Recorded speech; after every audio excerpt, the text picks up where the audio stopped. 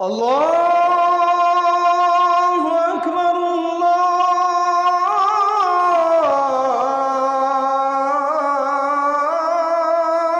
আকবার। ইয়াকুব আলাইহিস সালামের জীবনের উপরে আলোচনা।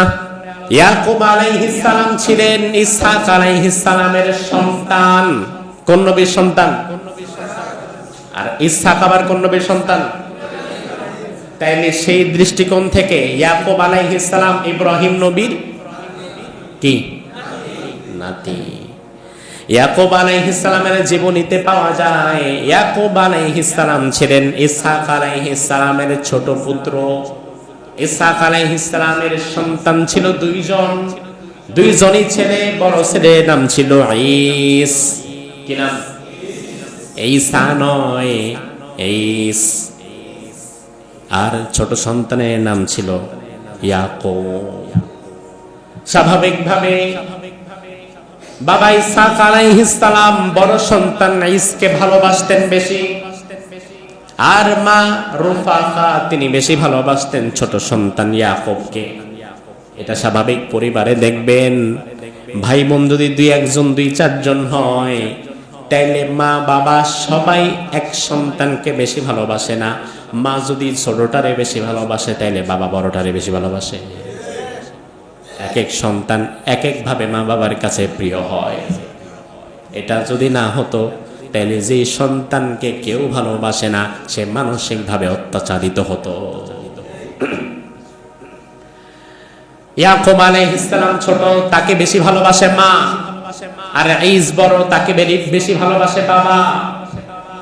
একদিন ইসহাক আলাইহিস সালাম তার জীবনের শেষ দিকে, যখন তিনি চোখে কম দেখে, ভালো করে দেখে না, বুড়া হয়ে গেছে, হঠাৎ করে একদিন বললেন, বড় সন্তান ঈসকে বললেন, বাবা তুমি যাও, আমার জন্য উত্তম কিছু খাবারের ব্যবস্থা করো, আমি খাওয়া দাওয়া করে খুশি হয়ে তোমার জন্য আল্লাহর কাছে দোয়া করব। এই কথা শুনে বড় সন্তান ঈস খাবার দাবারের ব্যবস্থা করার জন্য শিকারে বের হয়ে গেলেন। মা রুফাকা এই কথা শুনতে পেয়েছেন। তিনি শুনতে পেয়ে তার আদরের সন্তান ইয়াকুবকে বললেন, বাবা তুমি তো জানো তোমারে আমি বেশি ভালোবাসি, তবে তোমার ভাইকে তোমার বাবা বেশি ভালোবাসে। তবে ভালো যতই বেশি বাসুক না কেন, বাবারে তোমার বাবা তো একজন নবী, এই জন্য আমি চাই তুমি তোমার বাবা ইসহাকের দোয়া লাভ করো। এক কাজ করো, তোমার ভাই ঈস বাহির থেকে শিকার করে আসার আগেই তুমি গোয়াল থেকে সুন্দর দুটো ছাগলের বাচ্চা জবাই করে ভুনা করে তোমার বাবা ইসহাকের সামনে দাও, যেন তোমার বাবা তোমার জন্য দোয়া করে। ইয়াকুব আলাইহিস সালাম দুটো ছাগল জবাই করে সুন্দর করে রান্না বান্না করলেন। মাকে বললেন, মা আমি তো খাবার প্রস্তুত করে ফেলেছি। এবার মা ইয়াকুবকে বড় সন্তান ঈসের পোশাক পরায় দিলেন, যেন বাবা চিনতে না পারে এটা আসলে কোন সন্তান। মা রুফাকা ইয়াকুব আলাইহিস সালামকে বড় ভাইয়ের পোশাক পরিয়ে দিলেন। হাতে এবং ঘাড়ের মধ্যে ছাগলের কিছু পশম যুক্ত করে দিলেন, কারণ বড় ভাই ঈসের গায়ে পশমের আধিক্য বেশি ছিল, যেন বাবা কোনোভাবেই বুঝে উঠতে না পারে। ইয়াকুব আলাইহিস সালাম খাবার নিয়ে বাবা ইসহাক আলাইহিস সালামের কাছে গেলেন। ইসহাক আলাইহিস সালাম চোখে কম দেখেন, বয়সের দ্বারপ্রান্তে পৌঁছে গিয়েছেন, তিনি ভালোভাবে দেখতে পান নাই। তিনি বললেন, কে তুমি, খাবার নিয়ে এসেছো? ইয়াকুব নবী বললেন, আমি আপনার সন্তান। নামটা বললেন না, শুধু বললেন আমি আপনার সন্তান। ইসহাক আলাইহিস সালাম খেয়ে ফেললেন।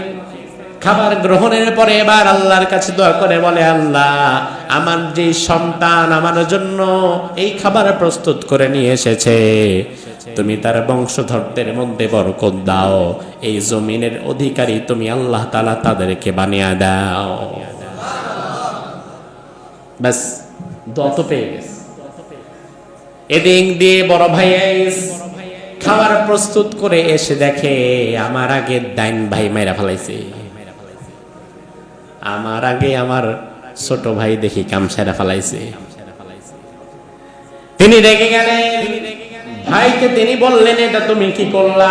বাবারে খাবার আগে কেন তুমি দিলা? খাবার তো আগে আমি খাওয়াবো। নবীদের সন্তানেরা মা বাবাকে খাওয়ানোর জন্য প্রতিযোগিতা করতো, ঝগড়াঝাটি করতো। আর আপনার ঘরে এমন কুলাঙ্গার তৈরি হয়েছে যে সন্তানেরা না খাওয়ানোর জন্য ঝগড়াঝাটি করে। কেন তুমি আগে খাওয়ালা? তোমার সাথে আমি কোনো সম্পর্ক রাখবো না, তোমার সাথে আমি কোনো কথাই বলবো না, তুমি কেন খাওয়ালা? আমার বাবারে আমি খাওয়াবো। মা রুফাকা যখন দেখলেন দুই ভাইয়ের মধ্যে একটা হট্টগোল বেঁচে গিয়েছে, একসাথে থাকলে হট্টগোল ঝগড়া আরো বাড়তে পারে, তখন তিনি ইয়াকুবকে বললেন, বাবারে এক কাজ করো, তোমারে আর এখানে থাকা দরকার নাই, বাবার দোয়া নেওয়া দরকার ছিল, সেটা পেয়ে গেছো। এখন এক কাজ করো, তুমি তোমার মামার বাড়ি ইরাকের হাররানে চলে যাও, আমি তোমার মামারে চিঠি দিয়ে জানায় দিব, তুমি যাও। ইয়াকুব আলাইহিস সালাম ফিলিস্তিন থেকে এবার চলে যাচ্ছেন ইরাকের হাররানের দিকে, হিজরত করে ফেললেন। বড় ভাই কিন্তু মা বাবার সাথে, ছোট ভাই হিজরত করলেন। ইয়াকুব নবী হিজরত করলেন, ফিলিস্তিন থেকে গেলেন ইরাকে। কোত্থেকে? ফিলিস্তিন থেকে। তবে যাওয়ার সময় ফিলিস্তিনের শেষ সীমান্তে গিয়ে তিনি খুব ক্লান্ত হয়ে পড়লেন। একটা পাথর মাথার নিচে রেখে ফিলিস্তিনের সীমানা এখনো শেষ করে নাই, এখনো ইরাকের দিকে তিনি প্রবেশ করে নাই। ফিলিস্তিনের শেষ সীমানায় মাথার নিচে একটা পাথর রেখে তিনি ঘুমিয়ে গেলেন ক্লান্ত শরীরে। ঘুমের মধ্যে তিনি স্বপ্ন দেখলেন, আসমান থেকে জমিন পর্যন্ত বিরাট একটা ঝুলন্ত সিঁড়ি, এই সিঁড়ি বেয়ে বেয়ে আল্লাহর রহমতের ফেরেশতারা নিচের দিকে নামছে, আবার ফেরেশতারা উঠছে, কিছু ফেরেশতা নামছে, কিছু ফেরেশতা উঠছে। এমন সময় একজন আহ্বানকারী ডেকে বলল, ও ইয়াকুব, মনে বড় কষ্ট নিয়ে আজ তুমি ফিলিস্তিন থেকে বের হচ্ছ, মন খারাপ করো না, আল্লাহ তাআলা তোমার বংশধরদের মধ্যেই বরকত দান করবেন, তোমার বংশধারাদের মধ্যে এমন সন্তান তৈরি হবে যে পরবর্তীতে বিরাট একজন বাদশা হয়ে যাবে। এই স্বপ্ন দেখার পরে ইয়াকুব আলাইহিস সালামের ঘুম ভেঙে গেলেন। ঘুম ভাঙার পরে তিনি এবার ঘুম থেকে উঠে আল্লাহর দরবারে হাত তুলে দোয়া করে বলে, আল্লাহ, ফিলিস্তিন থেকে ছেড়ে যাচ্ছি, কতটা কষ্ট আপনি তো জানেন। আয় রব, আমি যদি জীবনে আবার কোনোদিন আমার জন্মভূমি ফিলিস্তিনে আসতে পারি, তাহলে যেই জায়গায় আমি আজকে ঘুমালাম এই জায়গার মধ্যে আমি আমার অর্থায়নে একটা মসজিদ বানায় দেব এবং আমার উপার্জিত সম্পদের 1/10 আমি আপনার পথে নিয়মিত দান করব। আমি অবাক হয়ে যাই, সুবহানাল্লাহ। নবীরা, প্রত্যেকটা নবী, যতগুলো নবীর ইতিহাস আদম থেকে নিয়ে আজকে ইয়াকুব পর্যন্ত আপনাদের শোনা হয়েছে, যে নবীদের সম্পৃক্ততা ফিলিস্তিনের সাথে ছিল। ফিলিস্তিনের প্রতি নবীদের ভালোবাসা, অ্যাট্রাকশন কম না বেশি?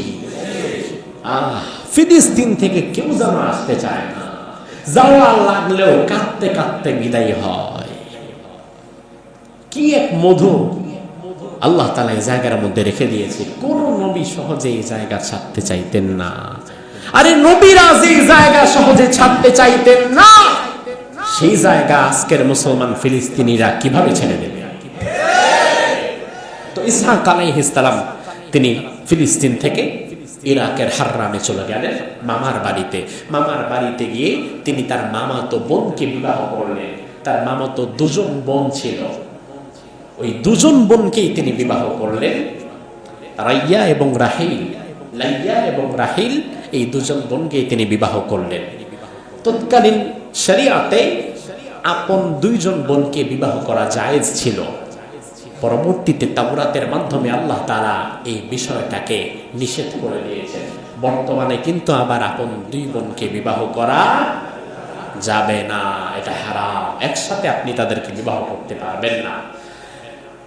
ইয়াকুব আলাইহিস সালামের বড় স্ত্রীর ঘর থেকে 10 জন সন্তান আল্লাহ তাআলা দান করেন এবং ইয়াকুব আলাইহিস সালামের ছোট স্ত্রী রাহিলের গর্ভ থেকে 2 জন সন্তান আল্লাহ দান করেন। এই 2 জনের একজন ছিল ইউসুফ আলাইহিস সালাম, আরেকজন ছিল বিনয়ামীন। এই 12 জন সন্তান থেকে পরবর্তীতে 12টি বনি ইসরাইলের ধারা শুরু হয়। ইয়াকুব নবীর আরেকটি নাম ছিল ইসরাঈল, এজন্য তার পরবর্তী বংশধরদেরকে বলা হয় বনি ইসরাঈল। ইয়াকুব নবীর জীবনের আরো কিছু খণ্ড বিখণ্ড আলোচনা আসবে যখন আমরা আবার ইউসুফ নবীর জীবনী আলোচনা করব, তখন কিছু কথা চলে আসবে। আল্লাহ সুবহানাহু ওয়া তাআলা নবীদের জীবনী থেকে আমাদেরকে শিক্ষা গ্রহণের তৌফিক দান করুক। আরো জোরে বলেন।